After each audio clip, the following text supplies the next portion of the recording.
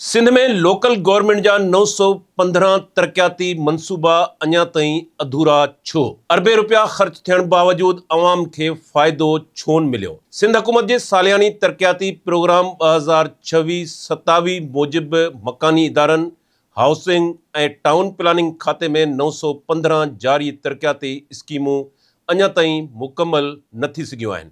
उन्हनि मनसूबनि जो through forward 293 अरब 83 करोड़ 47 लख ऐं 71,000 रुपया आहे। थ्रू फॉरवर्ड छा हूंदो आहे? थ्रू फॉरवर्ड उहा रक़म हूंदी आहे जेका कंहिं जारी मनसूबे खे मुकमल करण लाइ अञा घुर्बल हूंदी आहे।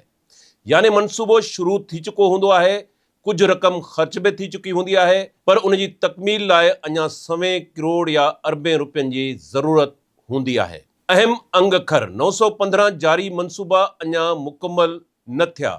वधीक 57 नवां मनसूबा बि शामिल कया विया। जारी मनसूबनि खे मुकमल करण लाइ 77 अरब 87 करोड़ 78 लख ऐं 67,000 रुपया रखिया विया। नवनि मनसूबनि लाइ 8 अरब 58 करोड़ 87 लख ऐं 83,000 रुपया रखिया विया। मजमूई तरक्याती रिथा 107 अरब 54 करोड़ 75 लख ऐं 50,000 रुपयनि जी आहे। सभ खां वधीक देर कहिड़े शोबे में थी आहे? पाणी जी फ़रहामी ऐं नेकाल water supply and sanitation Shobo अहिड़ो आहे जंहिंमें 460 जारी मनसूबा अञा ताईं मुकमल नाहिनि थिया। थ्रू फॉरवर्ड तौरु 192 अरब 81 करोड़ 56 लख ऐं 85,000 रुपया रखिया विया। ईंदड़ साल लाइ 39 अरब 60 करोड़ 29 लख ऐं 73,000 रुपया तजवीज़ कया विया आहिनि। उन जो मतिलबु इहो आहे त सिंध में पाणी ऐं नेकाल जा सवें मनसूबा सालनि खां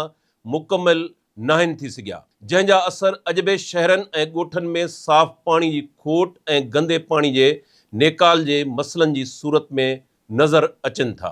रोडनि जा 151 जारी मनसूबा बि साॻे ई नमूने मुकमल नाहिनि थी सघिया। उन्हनि मनसूबनि लाइ थ्रू फॉरवर्ड तौरु 50 अरब 79 करोड़ 42 लख ऐं 8,000 रुपया रखिया विया। ईंदड़ साल लाइ 23 अरब 62 करोड़ 56 लख ऐं 50,000 रुपया तजवीज़ कया विया आहिनि। कम्यूनिटी सपोर्ट स्कीमुनि जा 174 जारी मनसूबा बि घणे भाङे मुकमल नाहिनि थी सघिया। थ्रू फॉरवर्ड तौरु 149 अरब 78 करोड़ 43 लख ऐं 70,000 रुपया रखिया विया। ईंदड़ साल लाइ 80 अरब 21 करोड़ 21 लख ऐं 50,000 रुपयनि जी रिथाबंदी कई वई आहे। असल सवाल छा आहे? हर साल नवां मनसूबा शामिल कया वञनि था, पर पुराणा मनसूबा वक़्त ते मुकमल छो नथा थियनि? माहिरनि मूजिबि मुमकिन सबब ही थी सघनि था। मनसूबाबंदी में कमज़ोरी, फंडनि जो देर सां जारी थियणु, ठेकेदारनि जी सुस्त रफ़्तारी, लागत में वाध सबब मनसूबनि जो महांगो थियणु,